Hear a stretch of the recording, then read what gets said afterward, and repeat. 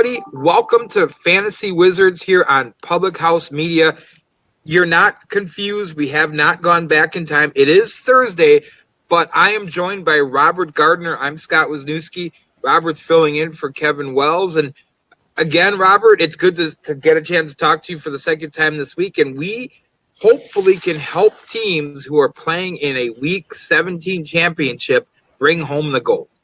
Absolutely. I mean, this is where the rubber meets the road, guys. If you're playing in that dreaded Week 17 championship game, you're going to need all the help you can get because it's been a wild season and there's a lot of healthy scratches and a lot of injuries you have to contend with this week. And we're going to get you up to the minute. Again, I am going to let you know in some of these cases, make sure you're checking your lineups. Now, the good news is everything's on Sunday. There's no Thursday, there's no Saturday, there's no Monday night game. And there's no Sunday night game, actually, for that matter. Your teams are either playing at noon or 3:25. Make sure you're checking for last-minute game time decisions. But let's talk about some of the injuries, Robert. And we'll start out with one that's been going on now. This is going into its third week. Antonio Brown won't play this week. Hopefully you've already found adequate replacements for him throughout your roster when he went down with the injury. But there will be no Antonio Brown this week, which means if you're, got Pittsburgh players playing, and they're going to play everybody else because they're trying to win and hope that the Patriots lose so they could get home field throughout the AFC playoffs. It could be another very heavy Le'Veon Bell day, perhaps maybe a day where Martavis Bryant has a lot of love thrown his way. No, absolutely. I think if you're looking for some Steeler options, obviously Juju, Smith-Schuster, Martavis Bryant and Le'Veon Bell are players you have to start at this point. Now, the Green Bay Packers are in a different situation. They're not resting guys because they're making the playoffs, because they're not. They're resting some guys who are still suffering from injuries. Devontae Adams still hasn't cleared concussion protocol. Jordy Nelson hasn't been worth starting, let's be honest, for the last 8 weeks, but he's also likely to miss the game. So if you have to start Brett Hundley, for example, his number one target is probably going to be Randall Cobb. If you have to start Brett Hundley, I don't feel really good about your chances of winning a championship this weekend. No. Yeah, I'd have to agree with you. If you're coming down to the wire and Brett Hundley's your guy, I don't think it's going to turn out well for you this weekend. DeMarco Murray of the Titans is listed as questionable, but I'm hearing he's got a grade 3 tear in his MCL. I think it's highly unlikely. I would say it's 99% likely that he does not play this week. You can still check, but, a guy who may have suffered a serious knee injury, do you really want to start him anyway in a championship game? No, I don't think you would want to. I mean, torn MCL, that's a lot of stability issues. DeMarco Murray, every time he plans to make a cut on that leg, it's going to create issues. So even if he did play, I don't think he'd be a great option for you. But if you're the Titans, why? I just can't imagine them putting him further at risk. But I've been proved wrong by these guys before. No, I think it's definitely, and we'll talk more about this when we talk about targets, but it's probably going to be a heavy Derrick Henry week against Jacksonville because I know that Mariota is going to have a whole lot of ability to throw the ball against a really good secondary. DeAndre Hopkins looks like he's out. He may have already been officially ruled out. Top receiving touchdown maker, 13 touchdowns. He won't be available this week. That's an injury thing, not a sitting a guy or resting him thing. That's a huge blow because DeAndre Hopkins has been really the only thing, with the exception of the few weeks Watson played before his season-ending injury. DeAndre Hopkins has been the most consistent and most dynamic fantasy player on that Texans team. You won't have him this week. No, absolutely. First of all, it's been amazing what DeAndre Hopkins has been able to do given that quarterback situation since the Watson injury. But if you're playing in a championship game, it's likely that Watson is a key component of your lineup at this point because of his production. So this is a huge blow. So got to be tight on your waiver wire. You got to really look at the matchups this week. Absolutely. So a couple other ones that you're going to have to look at as you get closer. So Rex Burkhead's probably not going to play. We saw Mike Gillislee reinsert himself and a huge week from Dion Lewis last week. Expect more of the same. Joe Mixon, the ankle doesn't look like it's healed up enough, and Giovanni Bernard's done a really good job. I don't think with Cincinnati has nothing to play for. Why would you put this rookie, this potential franchise running back, at risk? I don't think he plays either, Robert. Yeah, I agree with you. I think it just doesn't make sense. And even if Mixon were to be in that starting lineup again, like we talked about earlier with DeMarco Murray with that ankle injury and how that's going to impact his cutting and his ability to get to the corner, he's just not a good option right now, injury-wise. Absolutely. And in the final two injuries to keep an eye on, the dumpster fire that is the New York Giants season. Two more guys to keep an eye on. Sterling Shepard, questionable. Evan Ingram, questionable. A couple other receivers also questionable in that game, but those are the two guys that obviously were getting the bulk of the targets for Eli Manning, and both of them likely won't be playing on Sunday. But again, if you're resorting to having to start New York Giants, you're probably in trouble. No, absolutely. 100% agree. I was in a position where I had to start Evan Ingram last week, and I paid dearly for that. So let's talk about some of the healthy scratches. And David Bopke, one of my good friends and a friend of the show, just sent us, he survived Todd Gurley in Week 16. I didn't. I lost 3 out of 4 championships because of Todd Gurley. However, if you didn't play your championship in Week 16 and you're playing it in Week 17 and you have Todd Gurley and you're hoping that he could carry you to a title, you're going to have to rely on somebody else because both Todd Gurley and Jared Goff will not play for the Rams as they're unable to move up or down in their seating. So they're going to stay exactly where they are, and you're not going to see these two players, especially Todd Gurley, who many people think is the fantasy MVP for 2017, both out this weekend. No, absolutely. And, having just gotten beaten by Todd Gurley this past weekend, this to me is just sweet karma for all those Gurley owners who got this huge push down the stretch. Now they get the sweet justice of that horrible Week 17 game. And you know what? I hate Week 17 championships, but for once, I actually wish I was playing in one because then I wouldn't have to have dealt with what I dealt with last week. So you're going to see a couple teams. A lot of teams are still vying for position. Most of the playoff teams are. But the two that aren't, obviously the Rams, who we just covered. The other one, the Kansas City Chiefs. Alex Smith not going to play. Tyreek Hill unlikely to play. Kareem Hunt unlikely to play, as is Travis Kelce. So basically any Chief top player, especially anybody who had any fantasy value, not going to play. Maybe Albert Wilson's a guy to look at. Perhaps Harris, the tight end, might be someone to look at. But whatever it is, it's not going to be those 4 guys. And Kareem Hunt had rebounded the last couple of weeks after his little bit of a slump. Travis Kelce, one of the best in the business at tight end, and Tyreek Hill's that deep ball threat, all out this Sunday. No, absolutely. I think another player, too, to look at on that Chiefs roster is Demarcus Robinson as well. Speed threat, especially with Patrick Mahomes getting the start. He can throw the deep ball. So, look for maybe some magic there. If you're looking for something, you need a splash play. So the only other team that's in a position likely to rest people, but they're saying they're not going to, are the Jacksonville Jaguars. Even if they don't rest people, because they're really thin at wide receiver anyway with the injuries they've had, I still don't think I could trust Leonard Fournette. He's a guy that since the injury at midseason has really never regained that form that he had the first 7 weeks of the year. That on top of the fact that he's had a huge disappearing act in the second half of the last 3 games. And with him being a little bit banged up and with really Jacksonville not able to move up or down in the standings, I don't know that Fournette will play. And if he does, I don't think he's going to play very much. Yeah, I would have to agree with you on that. Fournette, I mean, at this point, if you're the Jaguars, you're going to have to lean on this guy starting next week in the playoffs when the games really, really matter. So I think it would be wise of them to sit him.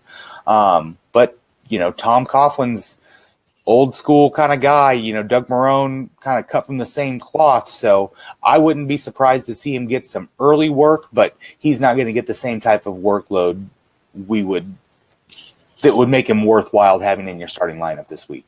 Absolutely. By the way, an interesting quandary for Jacksonville. So their biggest loss of the year Their ugliest loss of the year was at home against Tennessee back in week 3.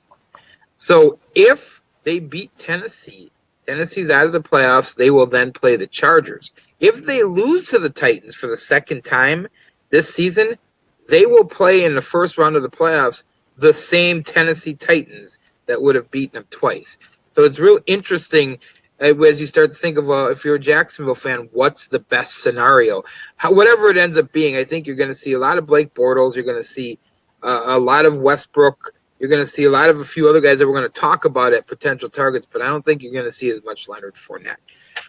So let's talk about some of the targets. If you're looking for matchup plays, maybe you had Jared Goff and he's not going to play this week. There's a few out there. We'll start with the one who's least likely to be on your waiver wire, a guy who's in just 4 weeks is starting to look like a franchise quarterback, Jimmy Garoppolo. Jimmy Garoppolo seems like he's matchup proof. I liked everything he had done leading up to the Jacksonville game and thought there's no way you can play him against this tough Jacksonville team. He proved us wrong. He had a great week. If Garoppolo's out there, clearly you're picking him up. And if you picked him up and hadn't been starting him yet, you need to get him in your starting lineup. Oh, absolutely. I think at this point, Jimmy Garoppolo is a play him at all cost player. He's in your starting lineup regardless of matchup, regardless of what maybe even conventional wisdom would tell you at this point. You start this kid. Absolutely. Now, here's one that's going to surprise you coming from me, because you know how I feel about Joe Flacco. I think that for where he is in his career and with his salary, that he's the biggest disappointment at quarterback in the NFL right now. However, 3 weeks in a row, he's thrown multiple touchdowns in a game. I think that that's going to continue. I think he can, again, have multiple touchdowns. They haven't locked up their playoff spot yet. They need to win to ensure it. They could still get in with a loss, but they'll need some help. Joe Flacco's actually a guy, if you're looking for somebody to play because your quarterback's sitting or banged up or whatever, he makes a good matchup play this week. I would have to agree with you. You know, looking at kind of his recent statistics, something really popped out at me was only 2 interceptions the last 6 weeks. So if Joe Flacco's not throwing picks, he gets that confidence going. He's more productive. I love the matchup against that Cincy defense. Yeah, I do as well. 2 other quarterbacks. Now, these are lower on the chart because they're very unproven. And actually, you could maybe even throw a third one in there, and I'll get to that in a minute. But Patrick Mahomes starting in Kansas City, Sean Mannion getting the start for the Rams. Any one of those guys you like better than the other, or would you avoid them both at all costs? You know, ideally you'd avoid them both, but if I'm being honest, even though it's a really bad matchup against that Denver defense, I like Mahomes because when I look at Mannion, I also take into consideration Gurley's out of that game, so he's not going to have that run support, and also 2 of their starting offensive linemen are going to be healthy scratches this week as well, so I don't really trust any of the Rams players heading into this week. Well, and I think that that's a great point, and we've kind of preached that here from day one, is people always pay attention to the skill players that are out, but if you're missing offensive tackles, that changes the game, both in a regular NFL setting and in a fantasy setting. And I think that's very important. Mannion may not make it through that whole game. The last guy I want to talk about was Hackenberger, Christian Hackenberger from the Jets. Now, he's not starting. But there's a chance he could get in a game. I mean, let's face it, Petty's petty. I mean, you know, he's only playing because McCown's out for the year. Might you see the youngster get some playing time? I mean, you have to, right? You spent a pretty high draft pick on this kid, and we haven't seen him in one game yet. And the Jets quarterback situation hasn't exactly been idyllic. Yeah, absolutely. I mean, even though McCown had a surprise season, certainly not something anybody thought they were going to see, right? I mean, yeah, it was really kind of a surprise. Let's talk about some running backs that might be there for the pick. Now, Derrick Henry probably is on a roster already. However, if he's been buried on your bench, I think you have to play him this week. Like I said, DeMarco Murray's not going to play. Maybe you're going to be rewarded for the support you had for Derrick Henry through all this up and down season, as you know, maybe he's the guy. Absolutely. I think Derrick Henry this week, I like the matchup. I like the fact that with Murray's questionable status, we're going to see increased usage. I mean, this guy's a winning lottery ticket for you this week, championship-wise. A couple other running backs. So Malcolm Brown gets the start for the Rams. Is he a guy that you would insert in? Again, the offensive line problems being what they are. Is he a guy that you would look at? No, because of the offensive line things. I think when you take out your center and your left tackle, that's greatly going to impact the rushing game this week. A couple other guys to take a look at. Akeem Hunt for the Chiefs. I kind of like him, as do I like T.J. Yeldon. I like Hunt and I like Yeldon. Hunt also brings you the potential on special teams to maybe get you a big splashy return touchdown as well. But I really don't like the matchup against the Denver defense, but I do like Yeldon's matchup against Tennessee. We've seen that Tennessee run defense get cut up here recently. Yeah, absolutely. It hasn't been great at all. Wide receivers to look at real quick as we finish up here. Keelan Cole, another guy from Jacksonville. I kind of like him. Josh Reynolds from the Rams, and Michael Clark for the Green Bay Packers. He got a lot of targets last week. He's going to get a lot of targets this week as well. No, absolutely. I think especially in a PPR league, I love that matchup because with the injuries, with Jordy Nelson sitting, Devontae Adams out, he's going to continue to get a lot of targets. But of these younger kind of unheralded receivers, I really like Cole because over his last 4 games, 442 receiving yards and 3 touchdowns. A couple of tight ends to take a look at. Vance McDonald got a lot of targets for the Steelers. He could get a lot this week. And here's a guy, now that Hunter Henry's been put on the IR, a guy who's certainly no stranger to fantasy success. The veteran Antonio Gates becomes valuable once again. Absolutely. And I actually like the matchup this week. The Chargers have a lot to play for. Gates has had touchdowns in back-to-back games. This is a time where I'd feel comfortable with Gates in my lineup. Well, hopefully this helps. Hopefully you're going to go into Week 17 and you're going to bring home some awards. Speaking of awards, Robert, Public House Media Fantasy Wizards, we end our fantasy season and our fantasy football part of our season next week, and we're going to have our year-end award show. I'm looking forward to it. Oh, absolutely. So am I. It's been an insane fantasy season, and we've got a lot of awards to hand out. And we can join us Tuesday at 7 Central. Yourself, me, we might have a special guest. We've thrown the invite out there to not only Baxter Colburn, but Kevin Wells, our normal Thursday co-host. At the very least, I'd love them to fill out a ballot so we can at least see, read their picks on the air and figure out if there's a consensus for quarterback of the year, running back of the year, wide receiver, tight end, defense of the year, rookie of the year, MVP, disappointment of the year, and story of the year. We've got 9 categories, and we're going to give away some awards. Absolutely. I'm excited, and it's been an interesting year, to say the least, in the NFL, and this fantasy season has delivered again for me. I love this. Well, and I want to tell you what, it's been an interesting season, and it's been an absolute treat to be able to do this with you every Tuesday. And today, this week, we got a double dose. Absolutely. It's been fun, and I look forward to not only doing this again when football season starts, but some baseball we're going to do on the network. But it's just, I can't wait for next season. I'm already planning next year's fantasy football season, and this one hasn't even ended officially yet. So, I'm right there with you. The wheels are already turning. Can't wait for the draft. Can't wait for kickoff next year. Well, Robert, I appreciate it, and I hope everybody out there enjoyed our insight, our banter. I hope we helped more than we hurt. And I hope you continue to stick with all of the great programming on Public House Media, as well as follow the escapades of the Fantasy Wizards through the NFL offseason, in the basketball, in the baseball, and, of course, once August rolls around again, we're right back talking fantasy football. I can't wait. So anyway, I appreciate everybody and your support. For Robert Gardner, I'm Scott Wisniewski. This is Fantasy Wizards. Good luck this weekend. We'll see you down the road.